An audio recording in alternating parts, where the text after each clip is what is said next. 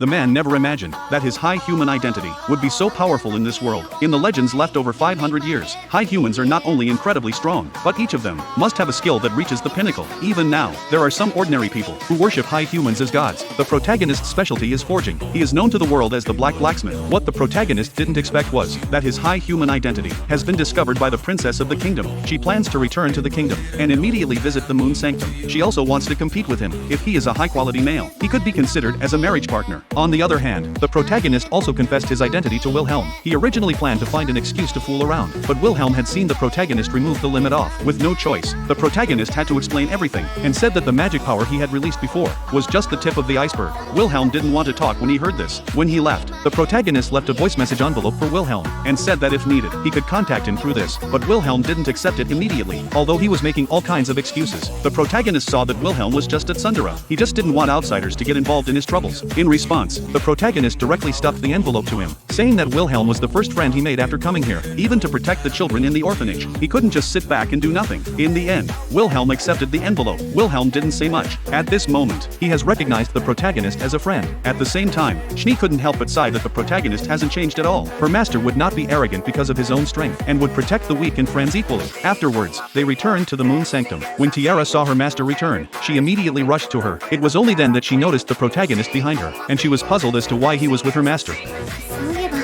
まだティエラには言ってませんでしたね。月の祠店長のシンです。です。店長？あ、店長ですか。店長。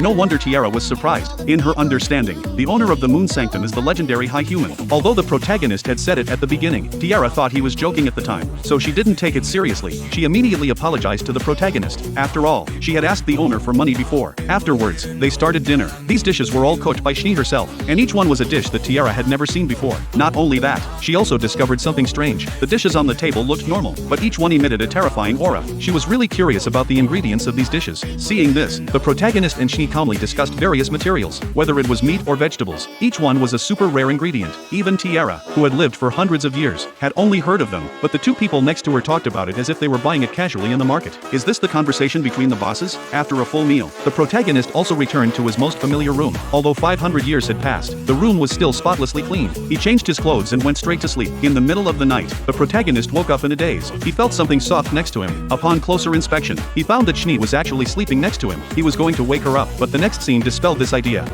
Shin.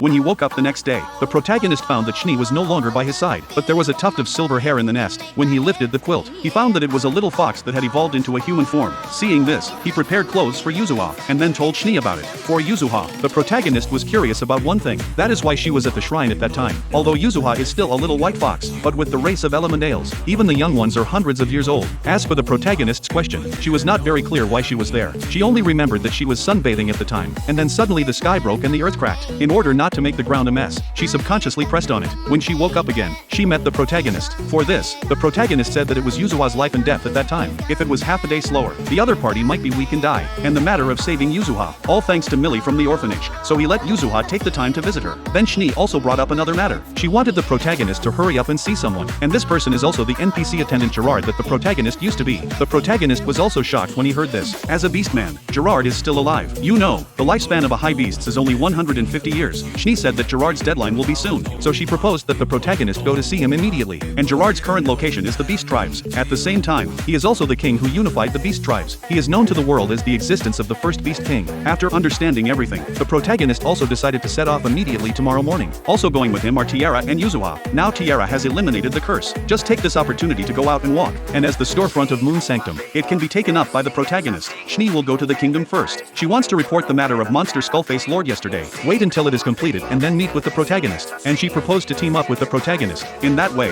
they could contact each other at any time through the team voice. It turns out that in this world, some systems of the previous game are still working, but now people call this the telepathy skill. But only the protagonist can see the system interface.